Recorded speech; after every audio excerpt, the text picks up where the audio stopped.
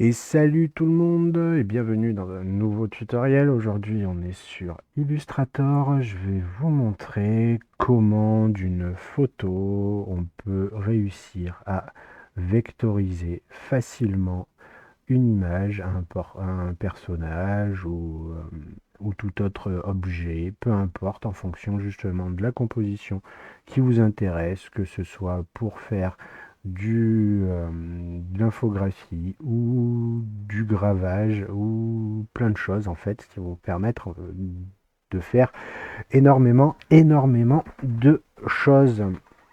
Donc, pour commencer, on va supprimer tout ça.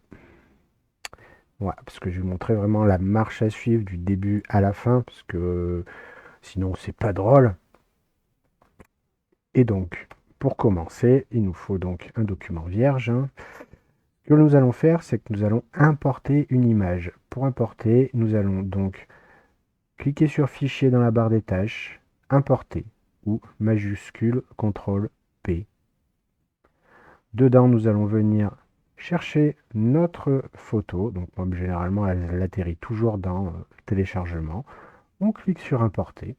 Donc là, nous avons notre petite photo accrochée à notre curseur. On va venir tracer un cadre en maintenant le bouton gauche de la souris enfoncé. Et voilà, nous avons notre photo qui est importée dans Illustrator. Alors là, elle n'est pas vectorisée. Pour cela, nous allons déjà l'incorporer. C'est déjà une bonne chose. Donc, nous avons notre image. Il y a plusieurs possibilités de vectorisation. Pour cela, nous avons ici, dans la barre des tâches, l'outil vectorisation de l'image. Et si on clique juste à côté, avec la vectorisation prédéfinie, nous voyons qu'il y a plein de possibilités en fonction de ce que l'on veut. Alors ça, je vous laisserai trouver par vous-même parce que c'est pas le but de l'exercice. Vous essayerez en fonction de ce que vous avez besoin, mais ça va vous permettre d'aller très vite dans la vectorisation de votre image. On voit ici qu'il y a le personnalisé qui est grisé. Nous, c'est ça qui nous intéresse. Alors, pour pouvoir s'en servir, il y a une chose à faire. Nous allons aller dans Fenêtre et tout en bas, nous avons ici Vectorisation de l'image.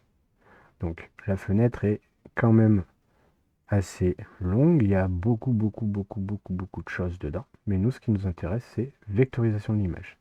Et voilà. Donc là, nous avons le panel de modification de la vectorisation pour avoir vraiment ce que l'on veut précisément. Alors, là, si on bouge les curseurs, vous allez me dire, c'est bien, mais on voit rien. Donc, ce qu'il va falloir faire, dans un premier temps, c'est cliquer sur Aperçu. On a une petite image qui s'affiche, une pop-up, et qui va nous dire que, attention, ça va être un peu long parce que l'image est quand même grande. Donc on fait OK. Donc oui, pour là, effectivement, ça nous a vectorisé l'image. Mais on va pouvoir venir appliquer différentes fonctions sur notre image pour avoir le rendu que l'on veut. Donc on peut lui appliquer les paramètres prédéfinis, comme je vous ai montré tout à l'heure, avec les euh, comment on va dire, différentes fonctionnalités déjà prédéfinies. Hein. On peut venir regarder les différents affichages, pardon, excusez-moi. Donc voilà, moi généralement je prends le résultat de la vectorisation, comme ça au moins je suis sûr de ce que j'ai à la fin. Le mode couleur, niveau de gris ou noir et blanc. Là on va travailler en noir et blanc. Après, rien ne vous empêche de vous amuser à faire vos essais.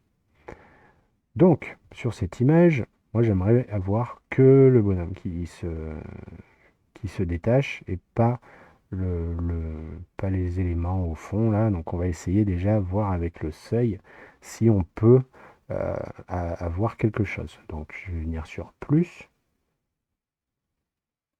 Donc ça vectorise, ça remet à jour. bon, c'est pas ça. C'est pas sur le plus qu'il faut aller. Donc le plus va nous rajouter encore plus de noir. Et moi, ce qui m'intéresse, c'est d'aller sur du moins. Donc, plus on va aller sur du moins, plus les éléments faiblement contrastés vont s'en aller.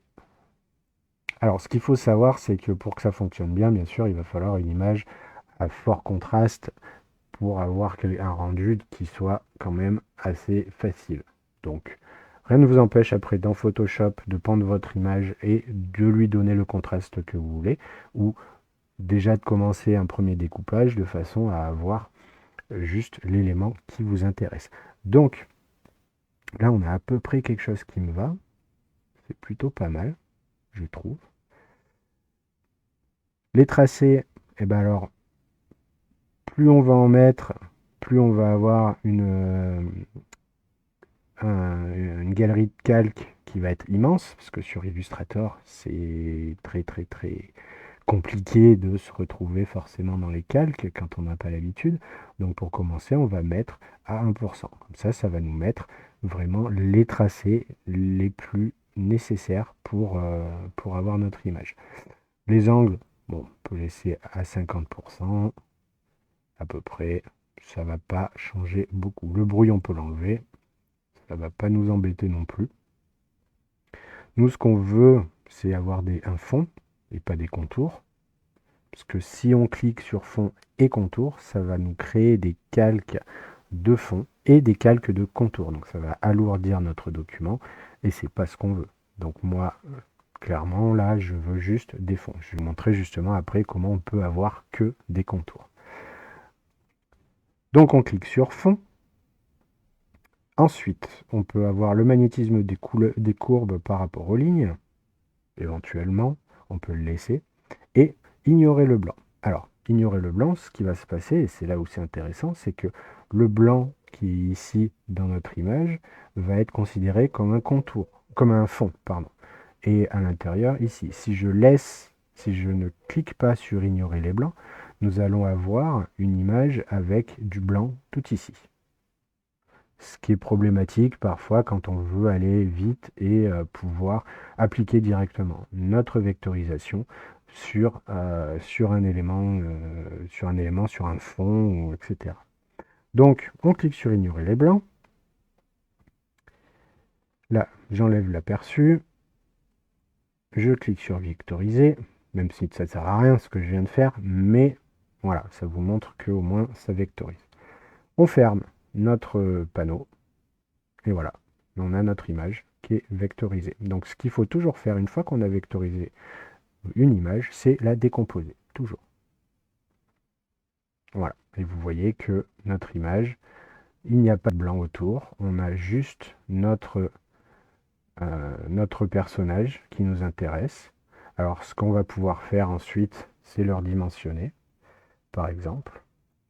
Et on va pouvoir jouer avec, en dupliquant avec la touche Alt, par exemple, lui changer sa couleur en bleu, en violet, peu importe, hein, on peut s'amuser. On peut aussi même, si on a envie, sélectionner les deux personnages et faire un dégradé de forme, pourquoi pas.